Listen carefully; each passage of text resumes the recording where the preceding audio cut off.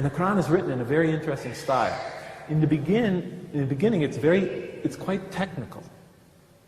It goes into a lot of specifics, laws and rules and regulations. By the middle, it takes you into stories, beautiful stories, powerful allegories.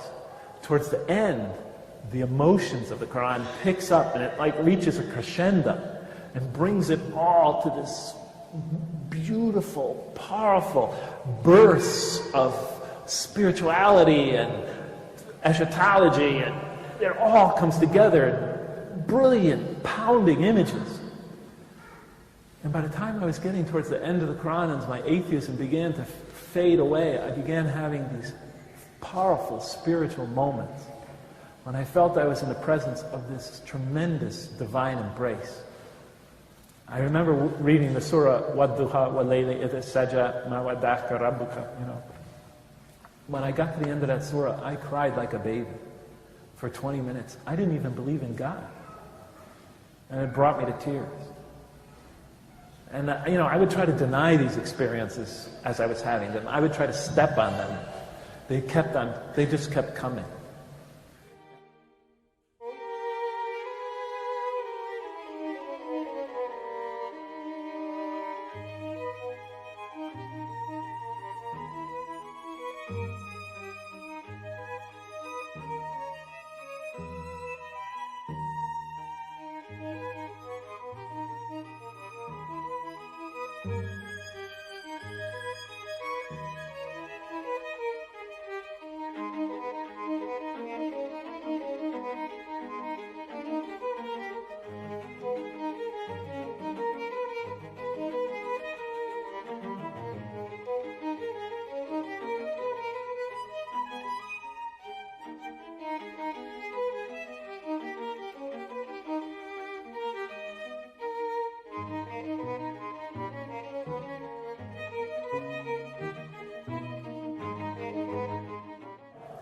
And I look at the first surah, I turn to the first surah, and I'm just reading it out of academic curiosity.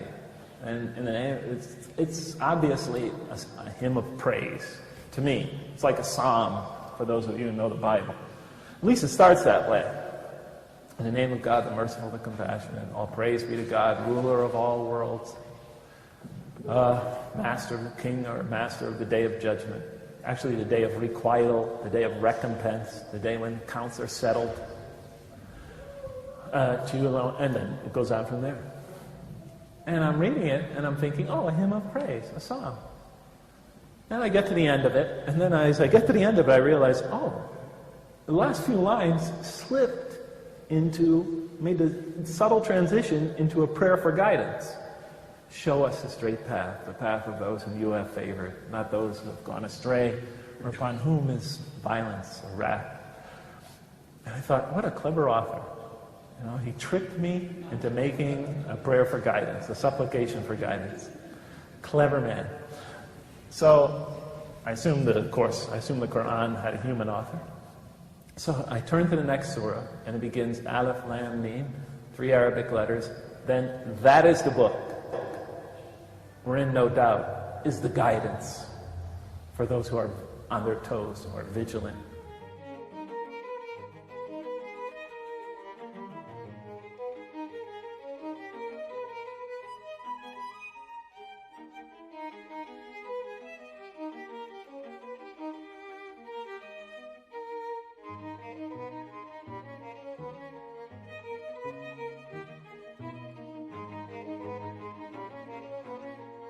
But I come to the 30th verse, and it begins, Behold, your Lord said to the angels. Behold, your Lord said to the angels. So we're about to hear a heavenly announcement, a heavenly election, a great moment. So, this great election. Behold, your Lord said to the angels, I'm going to put a vicegerent of mine on earth, a viceroy, an emissary, a representative of mine. This is a noble election. God is about to create man and assign him a noble role. I immediately said to myself, no, he obviously got the story all wrong. Man is not put on earth to fill some noble role. He's put on earth as a punishment. because that's, in my religious tradition, the one of my birth, the one I abandoned, and I'm not putting it down, but that's the way the story is told. And I felt the author got confused when he was, repeating the story.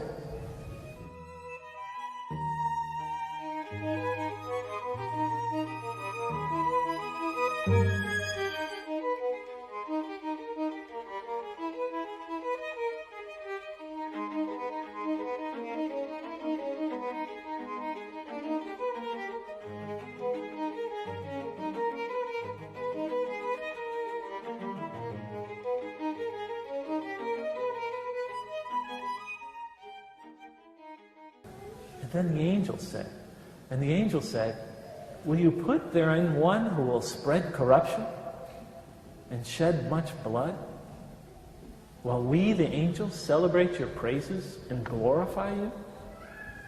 Glorify your holy name? And I read that verse, and I just stared at it. I was captivated. I was angry. I could feel the heat rising inside me. Because look what it says. Will you put therein one? God says, I'm going to assign these humans this noble role. And then the angels say, are you going to create this being who spreads corruption and sheds much blood? This most criminal, violent, destructive creature? And put him on earth in this role? When you could create us? As they plainly say, well, we celebrate your praises and glorify you? How could you create this and assign him that role when we are clearly more deserving and more appropriate? Are you following me?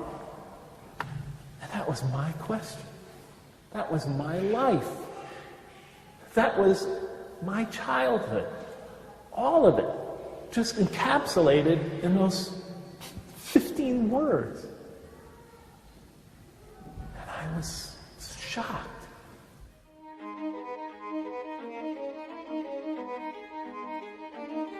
By the time I had finished the Quran, all the arguments I had against the existence of God, all the premises I had built against his existence, one by one, I saw them falling apart.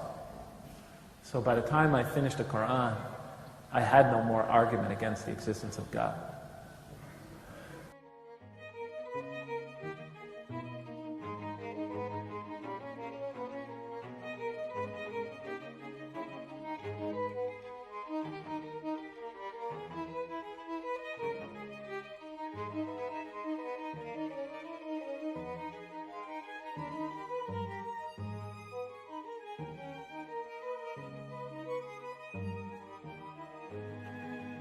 I said, can you tell me what it feels like to be a Muslim?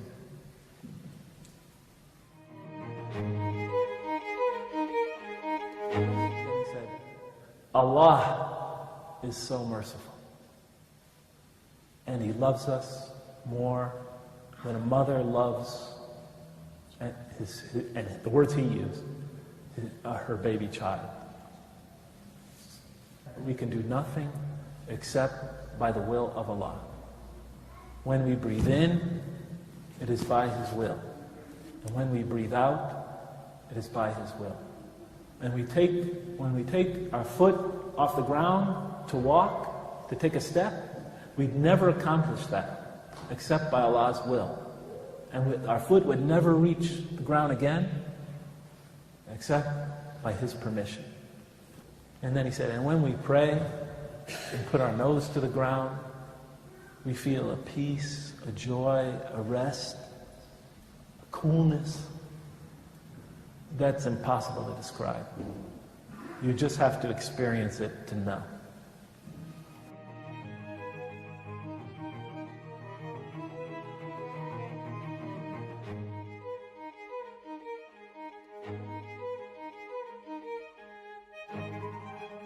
Ashadu, and I say Ashadu, and La ilaha ilaha. And I tell you, with each word, I felt like I had been dying of thirst all those years. And with each word of the Shahada, it felt like somebody was dripping a drop of water into a parched throat. And so I became a Muslim.